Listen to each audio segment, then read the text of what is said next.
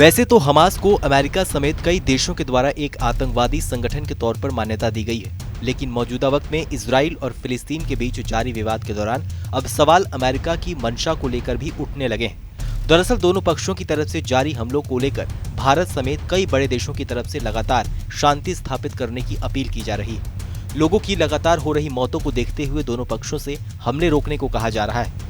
आपको बताएं तो एक हफ्ते के अंदर तीसरी बार रविवार को अमेरिका ने यूएन सुरक्षा परिषद को ज्वाइंट स्टेटमेंट देने से रोक दिया है।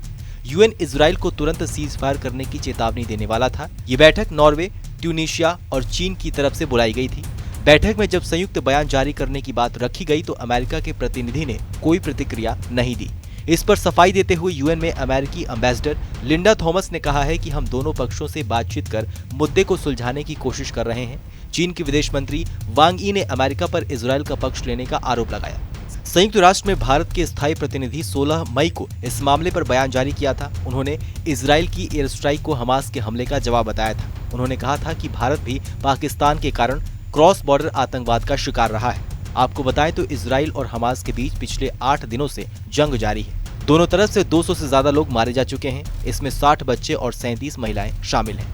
मरने वालों में 10 इजराइल और बाकी फिलिस्तीनी हैं। सोमवार की सुबह इजरायली डिफेंस फोर्स ने गाजा पट्टी पर एयर स्ट्राइक की।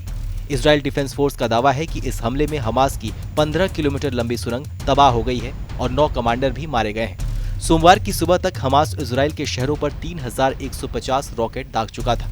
इसके बदले में इजरायली डिफेंस फोर्स फिलिस्तीन के कब्जे वाले गाजा में 1180 एयर स्ट्राइक्स कर चुका है। टाइम्स ऑफ इजराइल के मुताबिक हमास के 460 रॉकेट मिस फायर होकर गाजा पर ही गिरे हैं।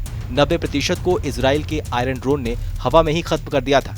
इजरायली प्रधानमंत्री बेंजामिन नेतन्याहू ने कहा है कि ये सब इतनी जल्दी खत्म होने वाला नहीं है। ऐसे में दोनों पक्षों के बीच ये तनातनी कब थमेगी कहा नहीं जा सकता। आपकी इस खबर को लेकर क्या राय है हमें कमेंट सेक्शन में लिखकर जरूर बताइए। बाकी देश और दुनिया की अन्य बड़ी खबरों के लिए सब्सक्राइब करें TV9 भारतवर्ष।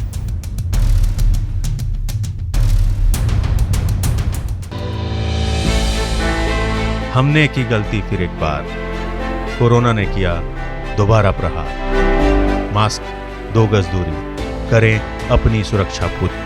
कोरोना टीका हम सबको लगाना है, मिलकर साथ समझदारी से कोरोना को हराना है।